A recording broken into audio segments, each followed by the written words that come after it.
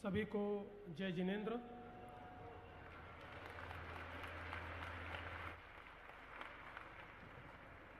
आज नमोकार तीर्थ पर आयोजित इस पंच कल्याणक महोत्सव में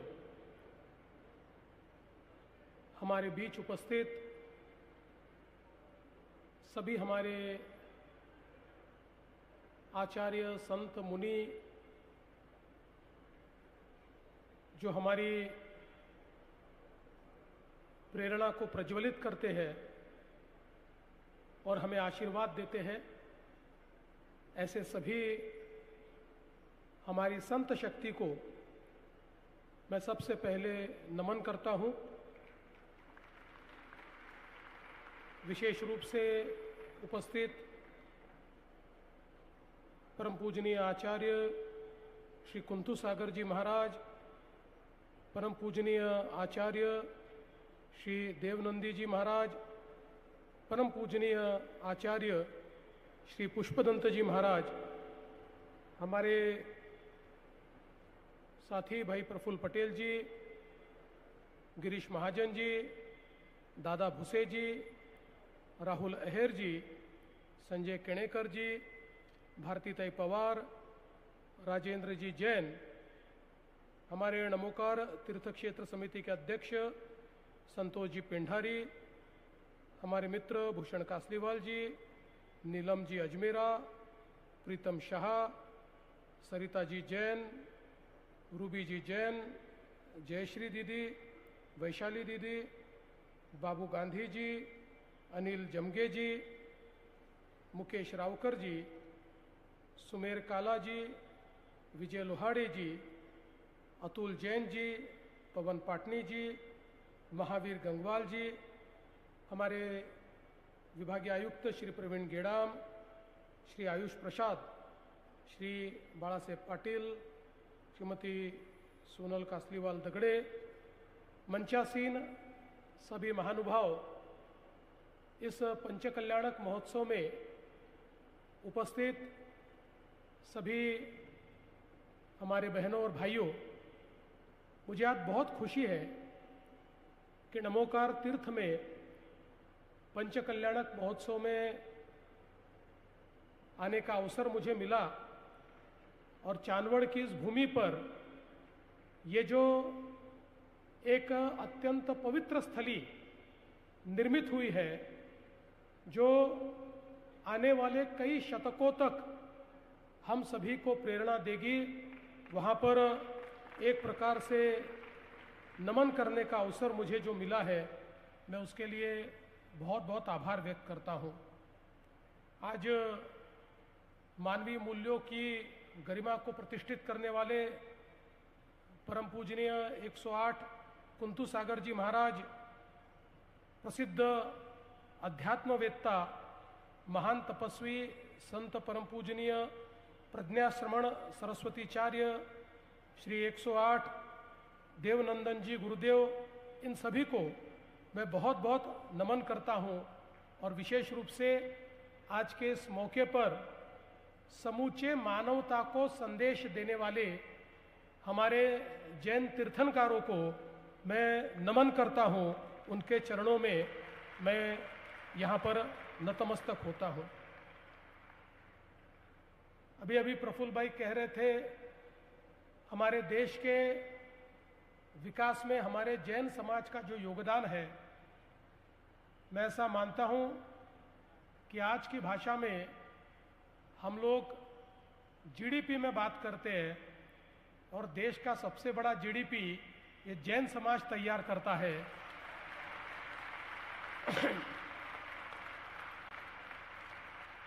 लेकिन जैन समाज केवल जीडीपी तैयार करने वाला समाज नहीं है, तो सबसे ज्यादा सेवा कार्य और दान करने का काम भी यही जैन समाज करता है। और मुझे ऐसा लगता है कि जो अपरिग्रह की संकल्पना हमको सिखाई गई है, उस संकल्पना को अपने अपने पद्धति से हमारे समाज के लोग यथार्थ में लाने का प्रयास करते हैं। कि जो मिला है वो मेरा नहीं है, जो मिला है वो समाज का है, वो मानवता का है, ऐसा समझकर अलग अलग प्रकार के प्रकल्पों के माध्यम से, दान पुण्य के माध्यम से, अलग अलग संस्थाओं के माध्यम से जो कार्य चलता है, मैं ऐसा मानता हूँ वो भी बहुत महत्वपूर्ण इस प्रकार का कार्य है। और आज हम लोग सह्याद्री के क्षेत्र में, जहाँ प्रभु श्री रामचंद्र जी का सबसे बड़ा वास्तव्य रहा है, ऐसे इस नासिक जिले में जब यहाँ पर हम लोग आते हैं तो मुझे लगता है कि अब देश भर से आने वाले लोगों के लिए एक भक्ति का नया क्षेत्र, ये नमोकार क्षेत्र के रूप में हमारे बीच यहाँ पर तैयार हुआ है। और मैं ऐसा मानता हूँ कि ये भी बहुत महत्वपूर्ण है। हम सभी लोग पंचकल्याणक महोत्सव के लिए यहाँ पर एकत्रित है। महामस्तकाभिषेक भी यहाँ पर हो रहा है। एक अपूर्व और दुर्लभ इस प्रकार का योग है। ये कोई साधारण अनुष्ठान नहीं है। तो मैं ऐसा मानता हूँ कि जीवन के संपूर्ण चक्र का महोत्सव ये पंचकल्याणक महोत्सव है, इसलिए हम सब लोग यहाँ पर आए हैं। हमारी संस्कृति में पंच महाभूतों को हमने सर्वोच्च स्थान दिया है। जल, पृथ्वी, आकाश, वायु और अग्नि, ये पृथ्वी का भी और मानव शरीर का भी संतुलन रखते हैं। और जो हमारे पंच कल्याणक है, गर्भ, जन्म, तप, ज्ञान और निर्वाण, यह यात्रा केवल जन्म से मोक्ष तक की यात्रा नहीं है, तो यात्रा आत्मबोध की यात्रा है।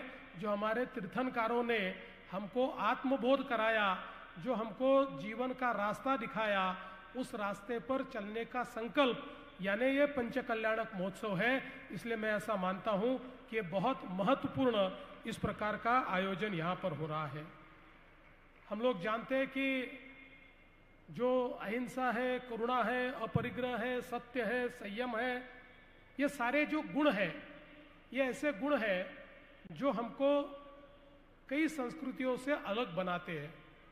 मैं ऐसा मानता हूँ कि हम जो अनेकांतवाद की बात करते हैं, इसके कारण सभी प्रकार के विचारों को स्वीकारने की एक मनीषा हमारे मन में तैयार होती है। और हम लोग ये मानते हैं कि कोई भी ज्ञान ये पूर्ण नहीं होता और कोई भी ज्ञान ये फालतू नहीं होता। तो सारे ज्ञान को हम एक साथ लाकर और उसमें से जितना ज्ञान प्राप्त कर पाए वो सबसे महत्वपूर्ण होता है।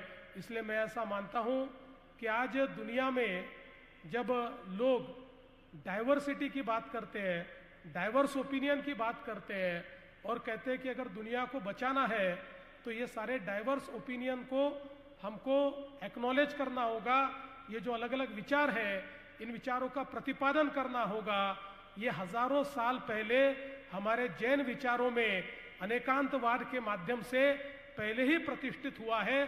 और इसी के कारण इतने वर्ष बीत गए, फिर भी हमारा विचार और हमारा संस्कार, ये दोनों आज भी हम लोगों को दिखाई पड़ता है।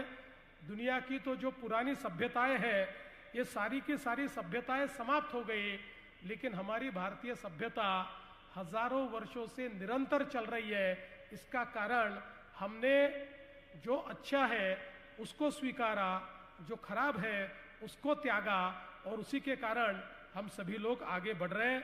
और विशेष रूप से हमारे जैन मत में हमारे जो मुनिगण हैं, ये एक प्रकार से हम सभी को रास्ता दिखाने वाले ऐसे सूर्य की तरह है जो निरंतर चमकते रहते हैं, जो निरंतर हमको रास्ता दिखाते रहते हैं। हम तो मनुष्य के रूप में कई बार रास्ता भटक जाते हैं, क्योंकि ये तो जो गुण हमने सारे बताए, ये सारे गुण तो होना आवश्यक ही है, लेकिन मनुष्य में एक साथ सारे गुण आ जाए ऐसा नहीं होता है। मनुष्य तो दुर्गुणों का एक पुतला भी है। संस्कारों से हम उन दुर्गुणों को दूर करके उनको गुणों में लाने का प्रयास करते हैं, लेकिन ये सब करने के लिए हमारे मुनिगण एक प्रकार से हमको मार्ग दिखाते हैं, हमको राह दिखाते हैं। इसलिए मैं ऐसा मानता हूं कि आज यहाँ पर 300 से ज्यादा हमारे जैन समाज के बहुत ही प्रतिष्ठित, इस प्रकार के बहुत ही, जिनको हम ये कह सकते हैं कि जिन्होंने अपने जीवन में बहुत ज्ञान को प्राप्त किया है, बहुत अध्यात्म को प्राप्त किया है, ऐसे सारे संतों के सानिध्य में हम लोगों को ये कार्यक्रम में आने को मिलना, ये हमारे लिए एक बहुत ही महत्वपूर्ण अवसर है। इसलिए मैं ऐसा मानता हूं कि हम सब लोग उनके प्रति आभार व्यक्त करें, हम उनके प्रति हमारी भावनाओं को व्यक्त करते हुए उनसे यही प्रार्थना करें, यही नमन करें, इस प्रकार से वे लगातार हम सभी को मार्ग दिखाते रहे। हम सब जानते हैं कि हमारे जो विचार है, उन विचारों में देशस्य राष्ट्रस्य पुरुषस्य राजना करोतु शांति भगवान जिनेन्द्र, ऐसा कहा हुआ है। अर्थात पूजन करने वालों, रक्षा करने वालों, मुनियों और तपस्वियों के साथ साथ देश, राष्ट्र, नगर और राजा की भगवान जिनेन्द्र शांति करे, मंगल करे, इस प्रकार की कामना, यानी मंगल की कामना हर एक व्यक्ति के लिए है, हर एक प्राणी के लिए, हर जीव जंतु के लिए है, हर एक के लिए मंगल कामना करने वाला ये जो हमारा विचार है, मैं ऐसा मानता हूं दुनिया को अगर कोई विचार दिशा दिखा सकता है तो यही विचार दुनिया को दिशा दिखा सकता है और दुनिया को एक अच्छी जगह बना सकता है। आज जो सारे कार्य यहाँ पर चल रहे हैं, उन कार्यों को और आगे ले जाने का काम हमको करना है। और जैसे यहाँ पर प्रफुल्ल भाई ने भी कहा कि इसके निर्माण के समय कुछ कार्य ये सरकार की ओर से भी अपेक्षित किए गए थे, कुछ कार्य हम लोग कर चुके हैं, लेकिन कुछ कार्य करना शेष है। अभी अभी मुझे कलेक्टर बता रहे थे कि हमने रास्तों का काम होगा या कई काम हमने पूरे किए हैं, लेकिन अभी भी बहुत से कार्य शेष है। तो मैं आज हमारे सभी पूज्य संतगणों को और आप सभी को आश्वस्त करना चाहता हूं कि इन सारे कामों को निश्चित कालावधि में जल्दी से जल्दी हम लोग पूरा करेंगे। और विशेष रूप से मेरे साथी गिरीश महाजन जी, दादा भुसे जी और डॉक्टर अहेर जी, ये इसमें पूरा ध्यान देकर इन कार्यों को पूरा करेंगे। और मैं ऐसा मानता हूं कि जहां भगवान का आशीर्वाद है, जहां तीर्थंकारों का आशीर्वाद है और जहां जैन समाज है, वहां पैसे की कभी कमी होती नहीं है। इसलिए इसको जो भी निधि की आवश्यकता होगी, उस निधि को हम लोग पूरा करके और ये काम को पूरा करेंगे। मैं फिर एक बार बहुत बहुत आभार व्यक्त करना चाहूँगा हमारी इस आयोजन समिति का। बहुत कम समय में इतना सुंदर कार्य यहाँ पर आपने सम्मिलित संपन्न किया है। और जब मैं मुख्य मंदिर में गया तो गुरुदेव ने मुझे कुछ विग्रह ऐसे दिखाए कि जो 2-2 हजार साल पुराने हैं। कुछ ऐसे विग्रह यहाँ आए हुए हैं कि जिनको बहुत पूर्व में तैयार किया गया था। जिस प्रकार के उस समय संकट आए, उन संकटों के कारण कहीं न कहीं किसी विपन्न अवस्था में वो विग्रह पड़े थे, लेकिन अब वो विग्रह नमोकार क्षेत्र में आकर स्थापित हुए हैं। और मुझे ऐसा लगता है कि इस क्षेत्र को और पवित्र करने का काम इन विग्रहों के माध्यम से निश्चित रूप से होगा। मैं फिर एक बार आप सभी का बहुत बहुत स्वागत करता हूं, बहुत बहुत आभार व्यक्त करता हूं। और आगे भी इसी प्रकार से आपका आशीर्वाद लेने के लिए हम सभी लोग बार बार यहाँ पर उपस्थित होंगे, ऐसा आश्वस्त करते हुए अपने शब्दों को विराम देता हूँ। धन्यवाद। जय हिंद, जय महाराष्ट्र, जय जिनेन्द्र।